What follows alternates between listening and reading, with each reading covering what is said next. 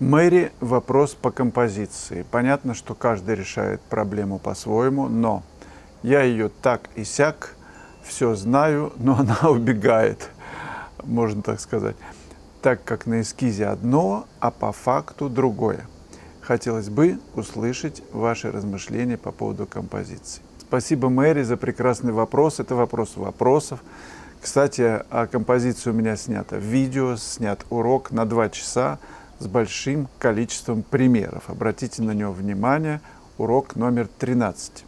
Да, бывает так, что пишешь, как тебе видится, берешь точные отношения, все в порядке, но не работает. Вот смотришь на картину, да, или на этюд, не работает, не звучит, не зажигает. Вот что-то упущено. Композиция, значит, проблема в композиции. Хорошая штука перед началом работы. Этим занимаются маститы, художники, уверяю вас. У них блокнот. У меня тоже есть блокнотик, на котором маркером я рисую композицию, прежде чем начать работать маслом. Все вроде понятно. Но когда ты берешь на маленьком куске бумаги маркером, ты работаешь над пятнами, ты не прорисовываешь формой, ты прорабатываешь, как ты выкладываешь мозаику пятен. Вот для чего. Ты решаешь композицию на этом куске бумаги. Этих решений может быть много. Ты можешь скомпоновать вертикально, горизонтально, в квадрате, очень горизонтально, сильно горизонтально и так далее. Ты выстраиваешь картину, пропитываешься идеей, одухотворяешься, начинаешь работать, и композиция начинает плыть. Ну, не плыть, а двигаться. Композиция – это нечто живое, как я это понимаю. Почему живое? Потому что каждое прикосновение к холсту самой маленькой кисточкой меняет ее. Композиция – живой организм. Не мертвый ты создал и повторяешь. Нет, он постоянно живет. Это нормально, то, что она исчезает, убегает. Ты просто следуешь за ней, ты купаешься в ее вот аромате, в ее волнах, следуя за поворотами своих ощущений, за меняющимися ощущениями внутри. Нельзя, мы же живые, мы постоянно меняемся каждую секунду. Клетки даже обновляются все время. Это не замороженная рыба, это живая рыба в океане наших восторгов. Я не понимал еще в детстве, когда ходил по залам галерей, ну там в Третьяковку я мальчиком ездил, маленьким, сам один. Но что я там тогда понимал в живописи? Сейчас ничего не понимаю, тогда тем более. И тем не менее, мальчиком я чувствовал, что большие работы, они производили на меня меньшее впечатление, чем поисковые этюды, какие-то небольшие работы того же художника.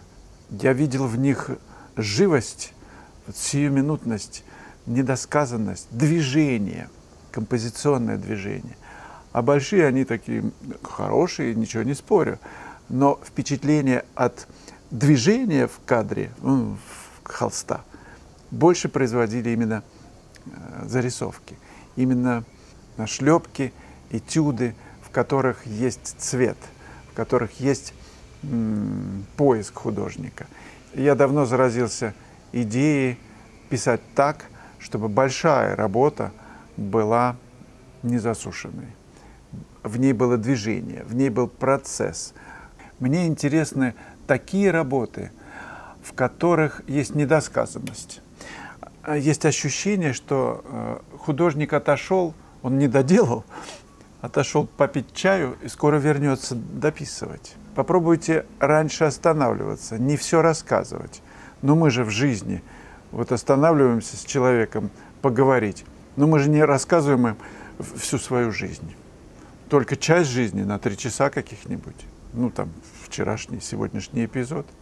Ну, хорошо, 5 часов ты можешь поговорить, но не более же. Это же не вся жизнь. За 5 часов жизнь свою не расскажешь.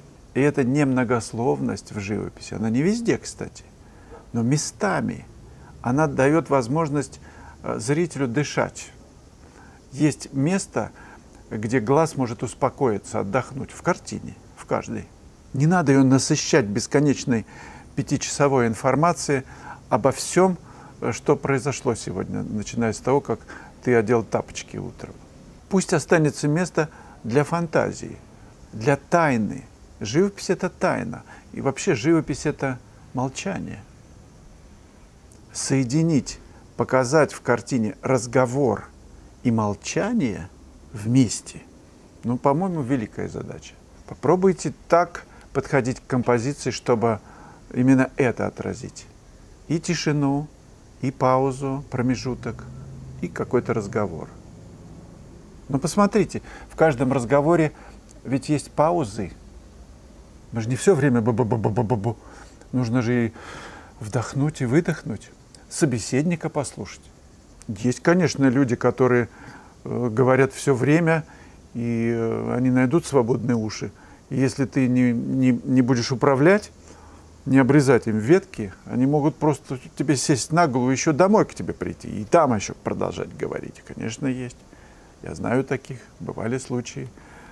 Но я понял, что это задача для меня. Я должен научиться говорить «нет» и освободиться от такого собеседника.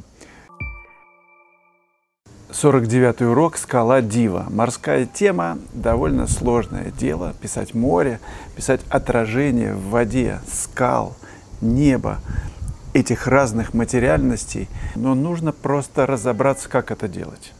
И понять, что по-разному нужно писать различную материю.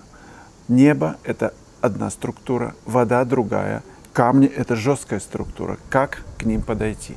Какими средствами и как это делать наиболее выразительно, учитывая то, что есть центр композиции, здесь он смещен, и нужно ударить по свету мощно, харизматично, помня о том, что каждый мазок имеет ценность, все нужно держать во внимании, ничего не упускать. Тональные отношения, фактура, цвет, композиция. 49-й урок. Скала Дива. Елена Шилина. Благодарю за ваши уроки и информацию. Скажите, что вы имеете в виду, говоря, присылайте мне ваши работы на разбор. И как это можно сделать? У меня есть сайт. В описании к каждому видео есть сайт. Ну и ссылки появляются в течение каждого ролика. www.korolenkov.art. Там есть кнопочка «Консультации».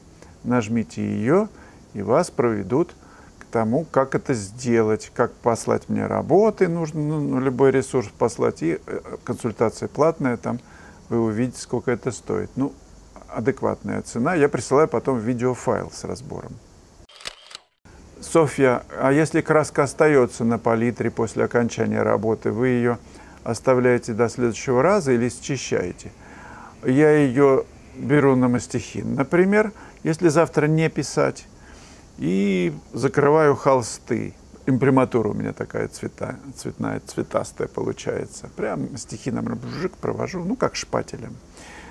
Либо накрываю ее такой вот фанеркой, палитру, чтобы без доступа воздуха по возможности она была, и она какое-то время сохраняется. Завтра, послезавтра еще сохраняется. И потом пишу. Любовь Кашкирова, Вячеслав. Какие самые возрастные участники пленеров были у вас? Ну, ко мне приезжал Саркис, например, на семинар. Это было в Орегоне, штате. 85 лет ему тогда было. Дважды приезжал, по-моему. Его там все знают, такой художник, очень красивый и хорошо пишет. Он тогда сказал, что за 3 дня класса он узнал информации и почерпнул больше, чем за всю свою жизнь.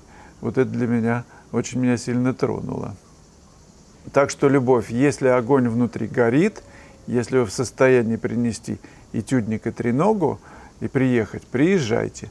Ближайший класс, кстати, здесь в Гурзуфе с 21 по 25 августа. Потом в октябре, в начале, я проведу класс на Байкале. Ольхон будем писать.